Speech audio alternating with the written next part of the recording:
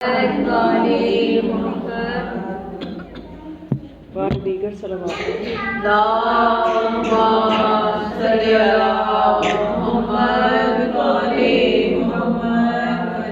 اعوذ باللہ من الشیطان اللعین الرجیم بسم اللہ الرحمن الرحیم الحمد للہ الذی نور قلوبنا بنور الایمان وبصر عیوننا بضوء العرفان ثم الصلاة والسلام على رسول الرحمن اللهم صل على محمد وعلى محمد ثم الصلاة والسلام على قاضي دينه ومنفذ أحكامه ومروج الإيمان اللهم صل على محمد وعلى محمد ثم الصلاة والسلام على باقي الأئمة الذين هم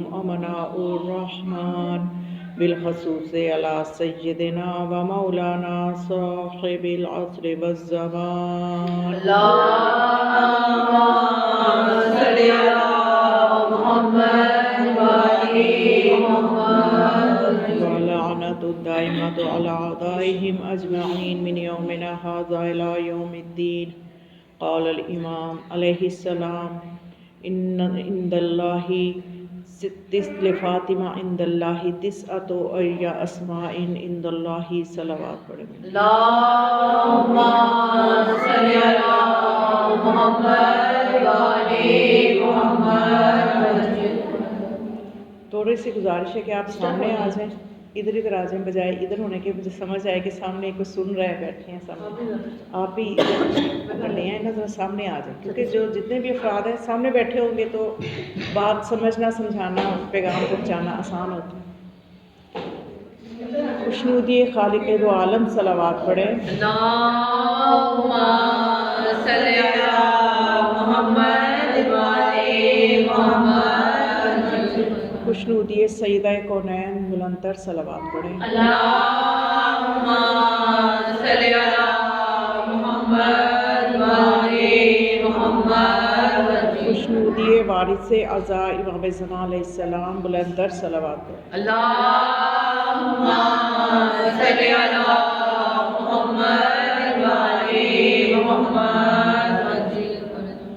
کل کی گفتگو میں بھی جناب سیدہ کے اسماء کے بارے میں نے بات بتایا تھا کہ ہمیں اگر ان 5 روزہ مجالس میں بی بی کے اسماء کی معرفت ہو جاتی ہے تو یہی بہت بڑی اس منبر سے کامیابی ہوگی اور امام اسلام کی حدیث میں نے آپ کے سامنے بیان کی تھی جس میں مولا نے فرمایا لی فاطمہ تسعۃ اسماء عند اللہ کہ اللہ کے نزدیک ہماری جدہ فاطمہ کے 9 نام ہیں جس میں سے اسم فاطمہ کے متعلق کچھ بتایا تھا میں نے کہ اسم فاطمہ جو ہے یہ بی بی کا وہ نام ہے کہ جس کی برکت سے اس کے کچھ معنی بھی میں نے آپ کے سامنے بتائے تھے کہ جس کی برکت سے یہ دنیا قائم ہے اسم فاطمہ میں وہ توانائی ہے کہ جو بی بی کی عظمت کو بیان کرتا ہے کہ امام خمینی کے سلسلے میں پہلے بتانا ضروری سمجھوں گی کہ امام خمینی نے جناب سیدہ کے فضائل کے بارے میں جو بیان کیا تو بہت بڑے محقق تھے عارف تھے انقلاب جن کی وجہ سے اتنا بڑا اسلامی انقلاب آیا تو اتنی بڑی شخصیت ایک روحانی شخصیت ہیں تو وہ فرماتے ہیں کہ جناب سیدہ کا مقام عظمت اتنا بلند ہے کہ اب تک جتنے لوگوں نے بی بی کی شان میں جتنا بھی بیان کیا جتنے بھی آپ کے فضائل بیان کیے ہیں جتنے بھی بنت نبی کے فضائل دنیا نے بیان کیے ہیں ممبروں سے کتابوں میں لکھ کے جتنے بھی فضائل بیان کیے ہیں وہ سارے کے سارے فضائل جو ہیں انہوں نے اپنی عقلی سطح سے بیان کرنے کی کوشش کی ہے جو جناب سیدہ کے فضائل کا حق ہے وہ بیان نہیں کر سکے ہر کسی نے اپنی معرفت اپنی بصیرت اپنی اپروچ کے مطابق اپنی ذہنی صلاحیت کے مطابق بی بی کے فضائل بیان کیے ہیں اور کتابوں میں لکھے ہیں، لیکن جو حق ہے سیدہ کے فضائل کا، حق سیدہ، وہ کوئی ادا نہیں کر سکتا۔ حق فضائل سیدہ کسی غیر معصوم کے لیے ممکن نہیں ہے کہ وہ بیان کر سکیں. بیوی کے فضائل اگر بیان کرے تو یا خدا کرے یا رسول کرے یا امام کرے. پھر امام خوانی فرماتے ہیں کہ جتنے بھی آئمہ نے اپنی جدہ کے فضائل بیان کیے ہیں، اپنی جدہ کی شان میں جتنی بھی روایات بیان کی ہیں، وہ ساری روایات جو معصومین نے بیان کی ہیں، جتنے بھی اپنی جدہ فاطمہ کے فضائل بیان کی ہیں، وہ لوگوں کی سطح کو دیکھ کے بیان کیے ہیں. انہوں نے بھی جو فضائل ان کو پتہ ہے بی کے، اس طرح سے بیان نہیں کیے، کیونکہ آگے لوگ ایسے افراد ہوں جو تحمل کر سکیں ان فضائل کو. ان فضائل کو تحمل کرنے کے لیے بھی تربیت، تزکیہ نفس، ابھی انسانیت اس منزل پہ نہیں پہنچی کہ جو بی کے فضائل معصومین جانتے ہیں ان کو ہی وہ کما حق کو بیان کر سکے. تو ایسا بھی نہیں ہو سکا، یعنی بیان سے باہر ہیں. کیونکہ فاطمہ اسم جو ہے، میں نے بتایا نا کہ اس کا ایک مطلب کیا تھا، فاطمہ ان معرفتہا، کہ لوگوں کو ان کی معرفت سے جدا رکھا گیا ہے. کہ یہ مخلوق، کائنات کی کوئی بھی مخلوق ہو، کوئی بھی جناب سیدہ کے فضائل کو سمجھ نہیں سکتے، ادراک نہیں کر سکتے. فاطمہ، اور پھر جناب فاطمہ کا جو لفظ ہے، اس میں اتنی عظمت بی کی ہے کہ اس کے بارے میں ایک شاعر کے الفاظ میں کہوں کہ یہ جو حروف ہے اس کے اندر، ایک ایک حرف اپنے اندر ایک طاقت رکھتا ہے. فا جو ہے، فا سے فہم بشر کا، فا سے فہم بشر ہے فاطمہ، اور تا سے اور الف سے الحمد کی کرن ہے.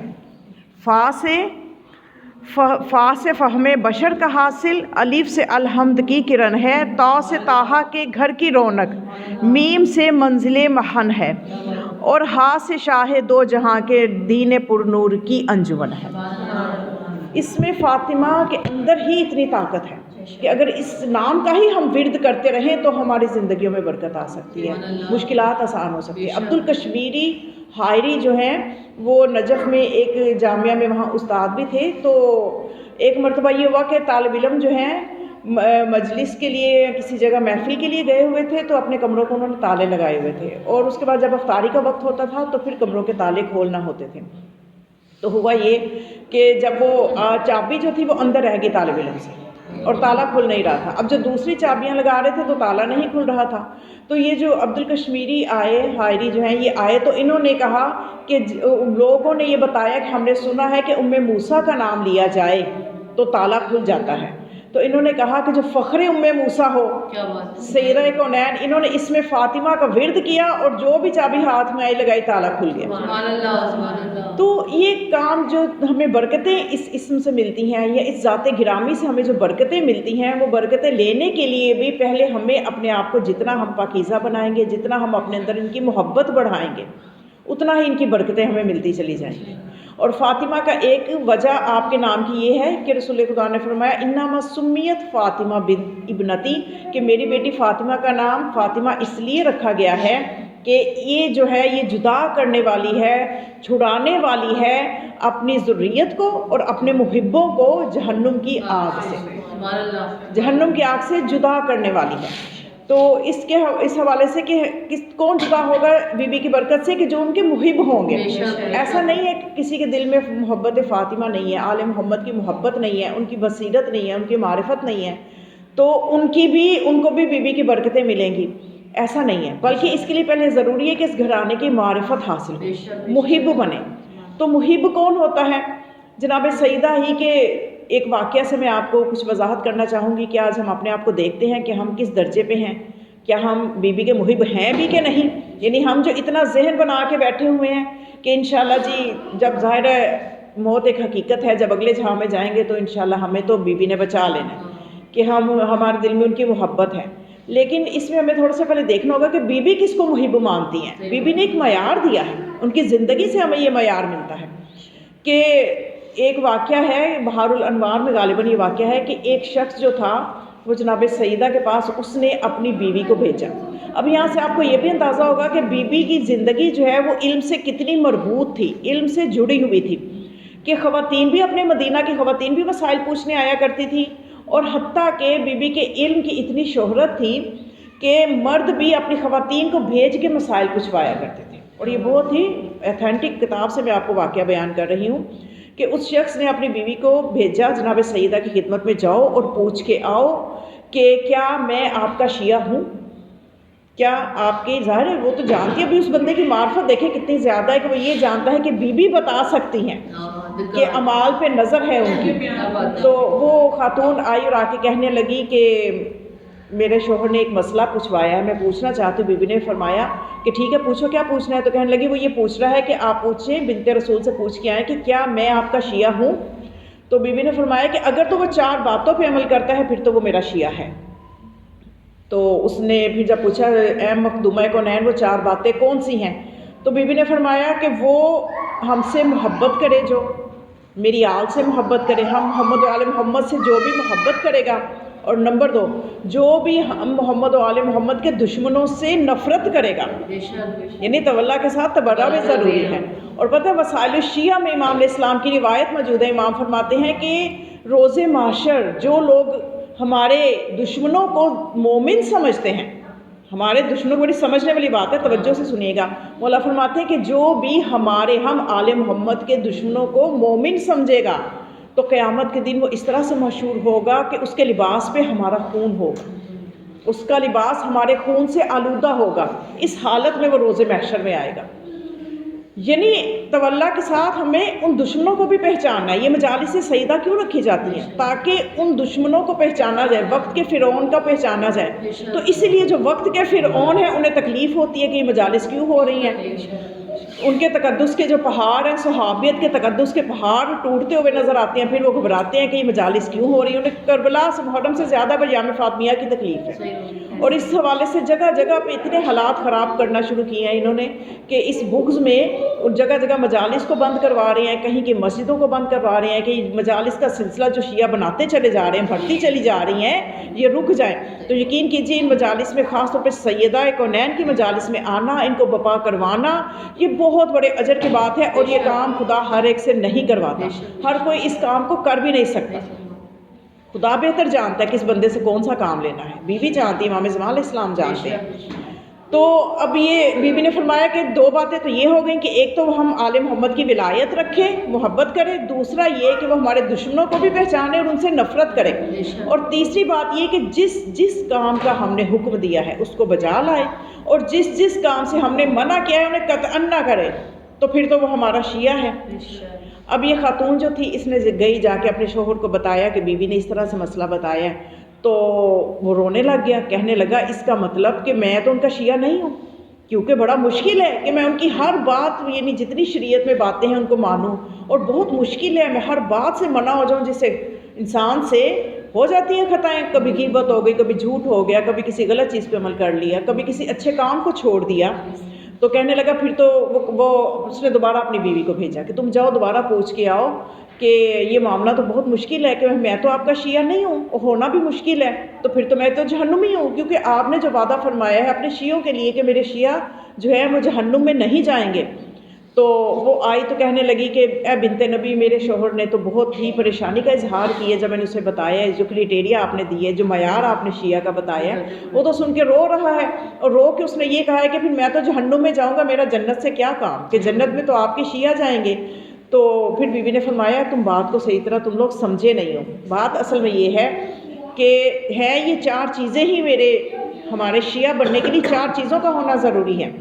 لیکن جو بندہ، کیونکہ اس کے شوہر نے کہا میں 2 باتوں پہ تو عمل کرنا آسان ہے کہ آپ کی ولایت رکھنا اور آپ کے دشمنوں سے نفرت کرنا، وہ تو ہم کر رہے ہیں، لیکن یہ جو ہر چیز، ہر عمل کو انجام دینا، ہر نیکی کو انجام دینا اور ہر برائی سے بچنا، یہاں آ کے ہم سے کمزوریاں ہو جاتی ہیں. تو بی بی نے فرمایا اگر ایسا ہو جاتا ہے تو اس میں گھبرانے کی ضرورت نہیں ہے، پھر وہ ہمارا شیعہ نہیں، وہ ہمارا محب ہے. اگر غلطیاں، کیونکہ شیعہ جو ہوتا ہے وہ ذمہ دار ہوتا ہے. تو اب یہ جو محب ہے تو یہ اس کے لیے بھی ہے کہ یہ بھی جنت میں جائے گا، لیکن اس کو اپنے اعمال کی سزا بھگتنا پڑے گی. معصوم نے بھی فرمایا نا کہ برزخ کے لیے خود کچھ کر کے آنا، محشر میں ہم تمہاری مدد کریں گے. تو اب یہ جو بی بی کی شفاعت ہی بالآخر کام آئے گی. اگر ہم کہیں کہ ہم اپنے اعمال سے ہی بخشے جائیں گے، ہم اپنے اعمال سے ہی جنت میں چلے جائیں گے، تو یہ ہماری غلط فہمی ہے. اعمال ہم کتنے بھی اچھے کر لیں، اس میں کمزوریاں، اس میں کوتاہیاں، اس میں کمیاں رہ جاتی ہیں. تو ہمیں چاہیے کہ ہم یعنی شفاعت سیدہ پہ یقین رکھیں، عمل کریں ضرور. ایسا نہیں ہے کہ شفاعت کا سن کے عمل چھوڑ دیں تو پھر بھی شفاعت نہیں ملے گی. اور ایسا نہیں ہے کہ عمل کر کے پچھتائیں کہ پتہ نہیں جائیں گے کہ نہیں جائیں گے، شک نہ پھر کریں، عمل کر لیں پھر شک نہ کریں، باقی جو کمی بیشی ہے وہ بی بی بخشوا لیں گی۔ آل محمد کی شفاعت وہاں پہ کام آئے گی جو ہمارے اعمال میں کمزوریاں رہ جاتی ہیں۔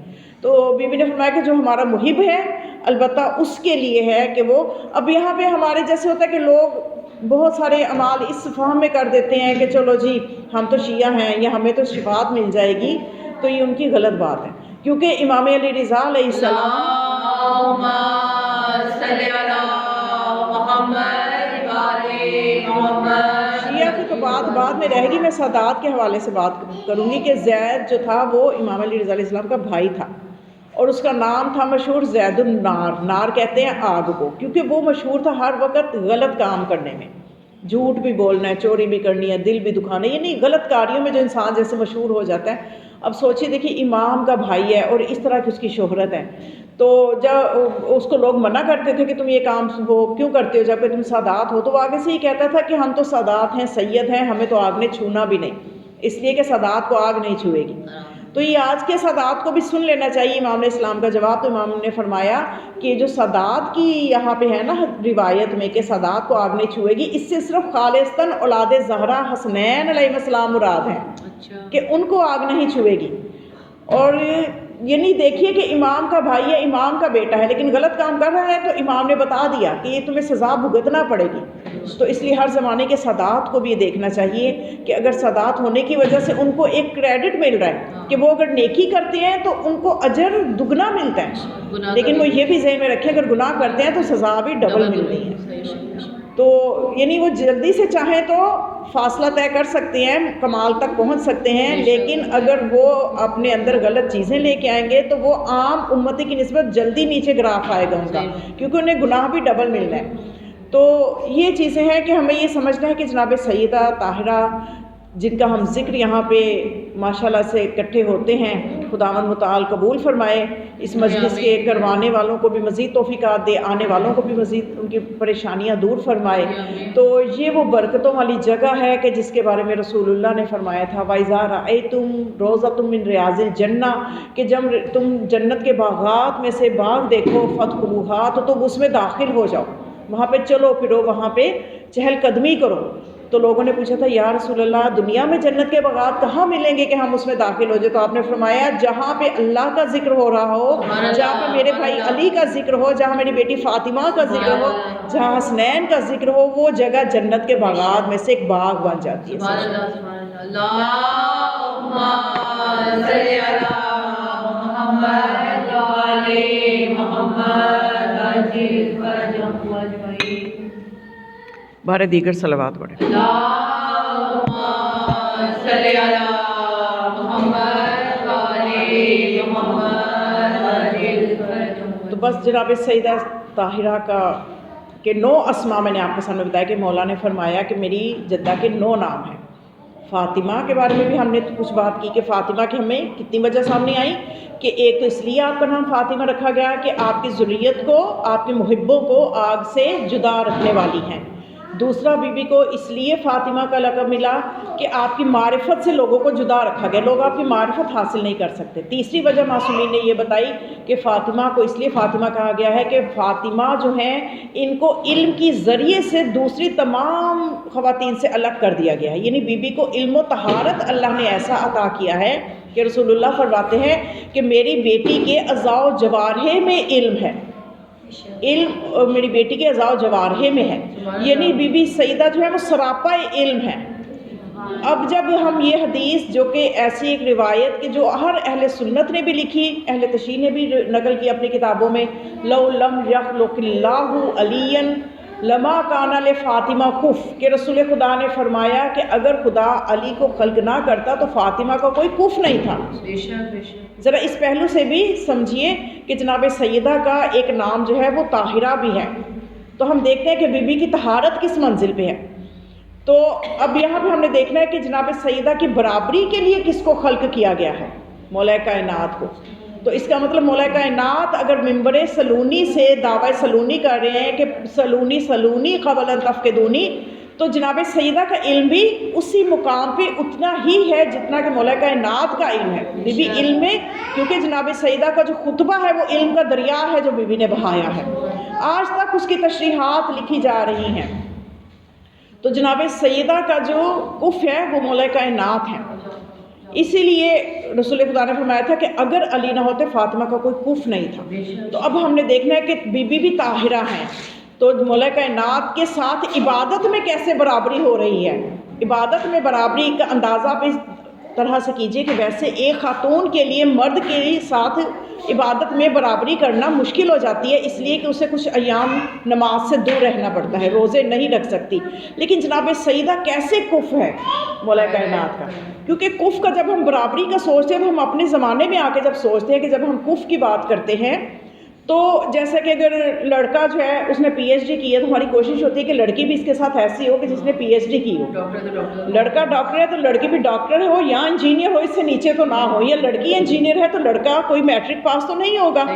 یہ تو ایک موٹی سی ہم معیار اگر دیکھیں تو اس میں بھی ہم جا کے تو جب علمی معیار میں اور طہارت میں ہم مولا کائنات کا کف جناب سیدہ کو پاتے ہیں تو پھر تاریخ میں یہ ثابت بھی ہوتا ہے کہ جناب سیدہ کس طرح سے برابری کرتی ہیں. جب ہم طہارت میں دیکھتے ہیں تو ام المومنین حضرت عائشہ سے ایک دفعہ پوچھا کہ آپ بتائیے آپ نے فاطمہ کو کیسا پایا، فاطمہ آپ کے نزدیک کس منزل پہ تھی، کیسی تھی، کیسی عظمت ہے ان کی، کیسی عظمت تھی.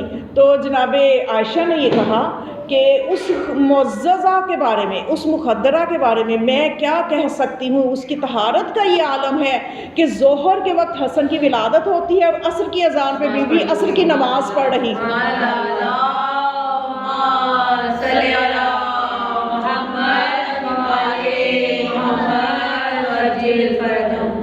یعنی طہارت میں ہر چیز میں کف ہیں، مولا کائنات کا کف ہیں جناب سیدہ.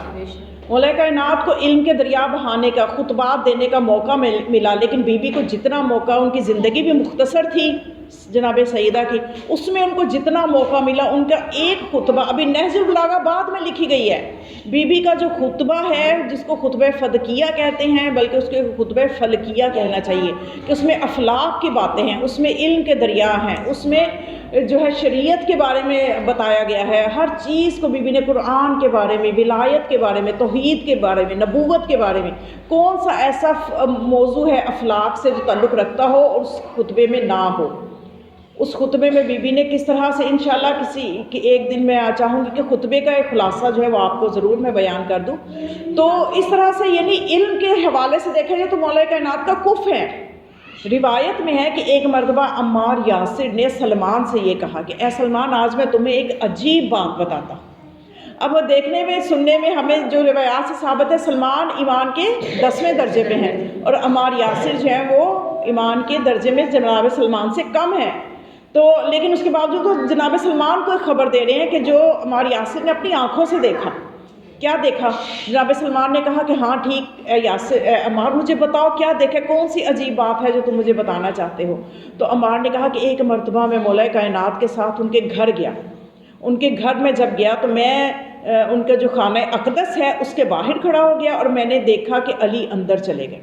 جب اندر گئے تو اندر جا کے جب سلام دعا لی، بنت رسول نے سلام کا جواب دیا. جب ان کے درمیان سلام جواب ہوئی، اس کے بعد مولا کائنات کو جناب سیدہ نے یہ فرمایا کہ اے علی میرے قریب آئیے. جب مولا کائنات قریب ہوئے تو بی بی نے فرمایا کہ اے علی، آج میں آپ کو وہ سب نہ بتا دوں جو ہو چکا، ما کانا وما یکون، اور جو ہوگا وہ بھی بتا دوں، بلکہ مولا کائنات کو یہ فرمایا ایک قدم اور آگے بڑھ کے بی بی نے فرمایا ما لا یکون، اور جو نہیں ہوگا وہ بھی بتا دوں.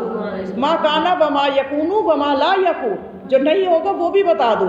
تو کہتے ہیں کہ مولا کائنات نے جب یہ سنا تو مولا کائنات بھی اس وقت بہت حیران ہوئے کہ جناب سیدہ کے علم کی وسعت کو دیکھ کے مولا، اور انہی قدموں سے، الٹے قدموں سے باہر ہوئے.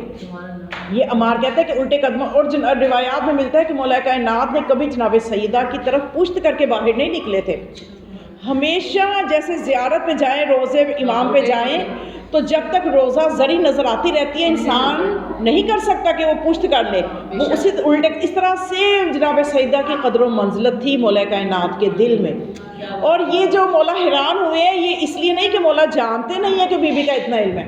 صرف آنے والے زمانے کے لوگوں کو بتانے کے لیے کہ کبھی بھی اس خاتون کو کسی بھی معاملے میں معصومین سے کم پیچھے نہ سمجھنا. علم میں دیکھنا چاہو تو فاطمہ کا علم ما کانا و ما یکونوں کو جانتی ہیں. تو پھر مولا کائنات نے اس چیز کی اگلی نسلوں تک تصدیق پہنچانے کے لیے عمار کہتے ہیں کہ میں نے دیکھا کہ علی واپس ہو کے تو مسجد نبوی میں گئے اور ابھی رسول اللہ کے سامنے حاضر ہوئے ہیں, ابھی کچھ بتایا نہیں ہے. تو رسول خدا نے علی کو دیکھتے ہی فرما دیا کہ اے علی, میں اور فاطمہ اور تم ہم سب کا نور ایک ہے.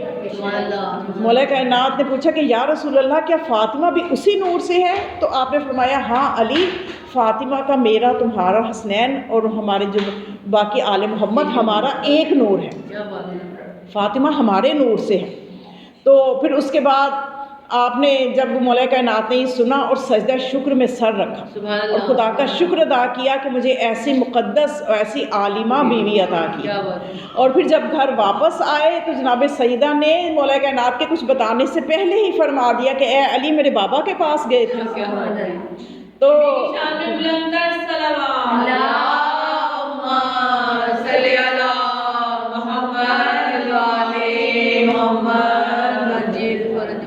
تو بی بی نے وہ سارے احوال بتا دیے اور بتایا کہ اے علی میں اپنے بابا کا جز ہوں, میں اور میرے بابا ہم ایک نور سے ہیں.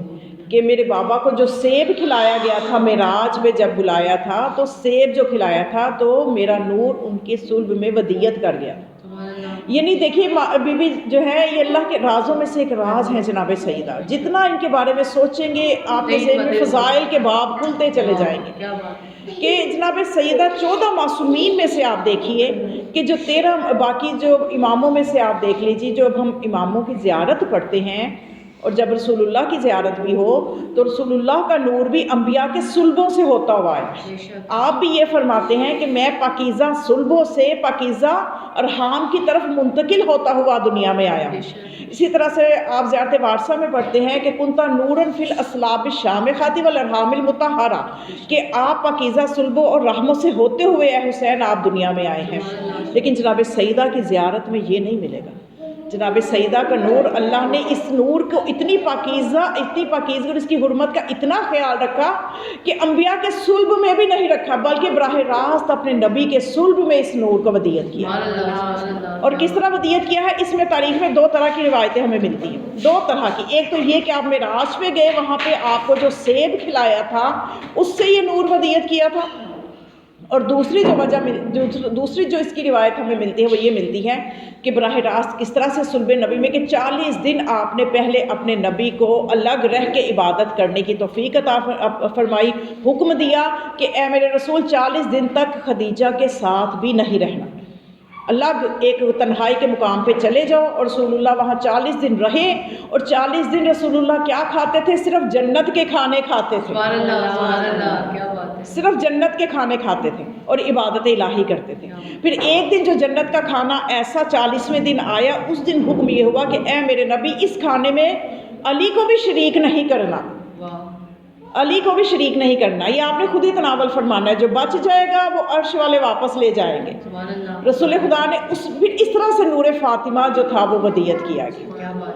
اور بی بی کے نور کا تقدس کہ جناب ختیجہ کے بطن کو اللہ نے انتخاب اس لیے کیا کہ ختیجہ کو ختیجہ ہی اس لیے کہا جاتا ہے. ختیجہ یعنی یہ عربی زبان میں اس بچے کو کہا جاتا ہے کہ جو جیسے ہماری انگلش میں کہتے ہیں نا پری میچور, یعنی ابھی بچے کی دنیا میں پہلے دنیا میں آ جائے, 9 ماہ سے پہلے دنیا میں آ جائے.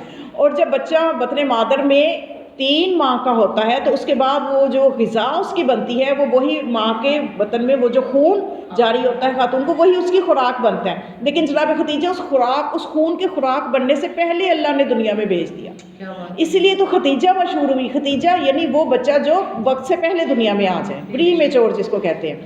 تو اب خدا نے چونکہ بطن ختیجہ کو مسکن بنانا تھا نور سیدہ کا, تو اس لیے اس خون کو غذا بننے ہی نہیں دیا جناب ختیجہ کی.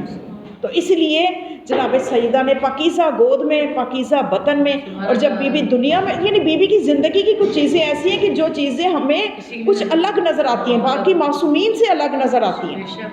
ایک تو بی بی کے نور کا ودیت کرنا, اور پھر جب بی بی دنیا میں تشریف لاتی ہیں تو بی بی کا دنیا میں, یہ بی بی کا ایک راز ہے بی بی کا دنیا میں آنا. اور بہت عجیب ہے بیوی کا دنیا سے جانا.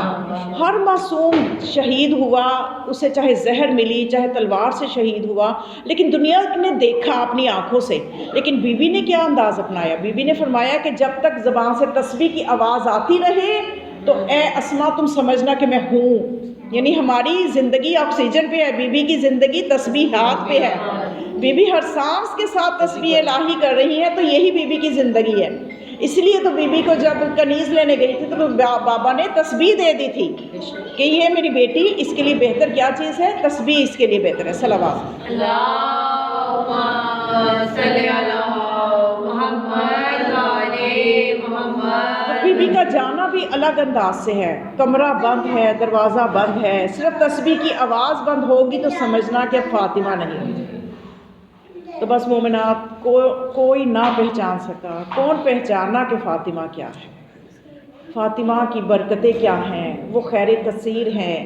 فاطمہ کا در نہ کوئی پہچان سکا کہ وہ در ہے کہ جس در سے ہر کوئی نوازا گیا.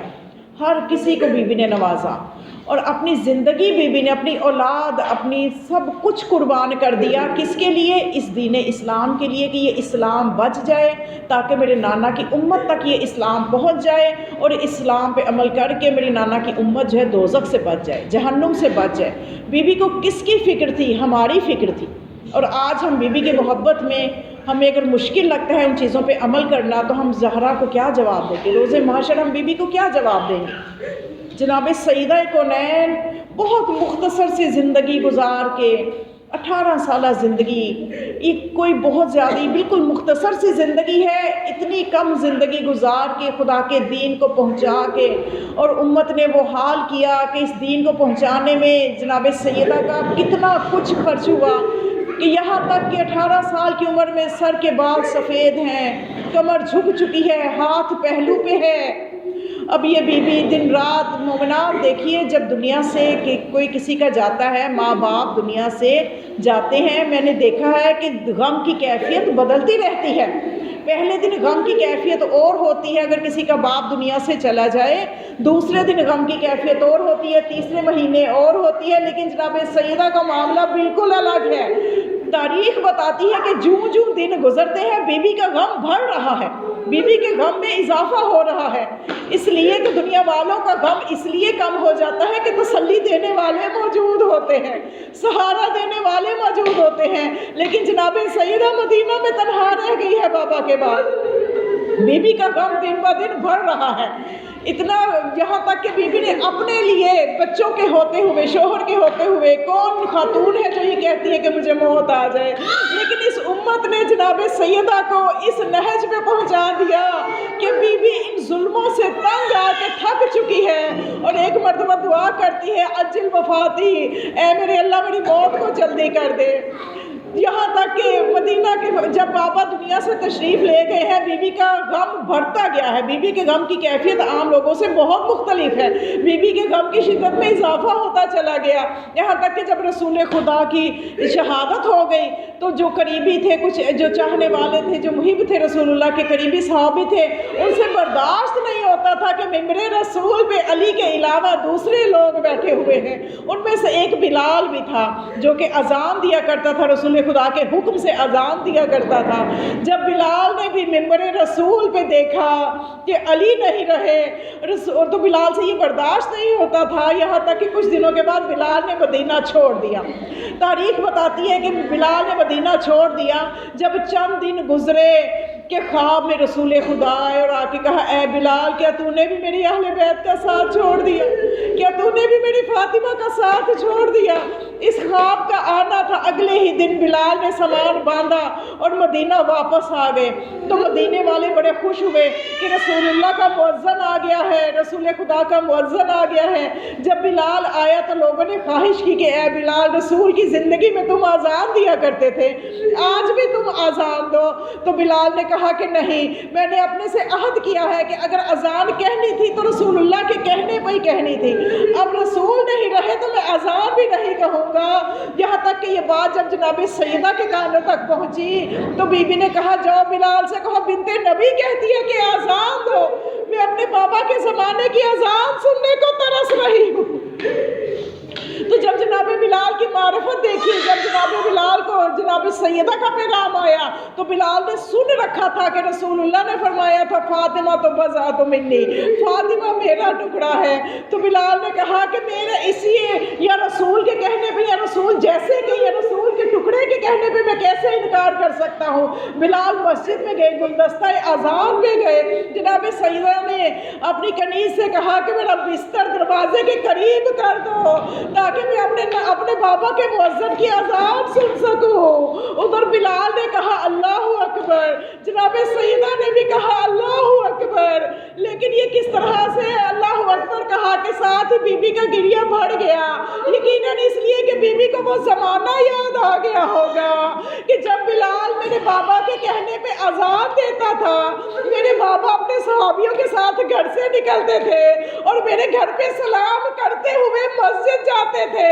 بی بی کو یاد آ گیا ہوگا اور کہا ہوگا اے میرے بابا آ کے دیکھیے، جس در پہ آپ سلام کر کے مسجد میں جاتے تھے اس در کو جلا دیا گیا ہے۔ بی بی کو وہ زمانہ یاد آ گیا کہ جب بلال نے کہا اشہد ان محمد رسول اللہ، یہ کہنا تھا کہ جناب سیدہ غش کر گئی، اپنے بابا کی یاد آئی اس طرح سے کہ حسنین مسجد کی طرف دوڑے، جا کے بلال سے کہا ہے ہمارے نانا کے صحابی اذان کو بند کر دے، ہماری ماں غش کر چکی ہے۔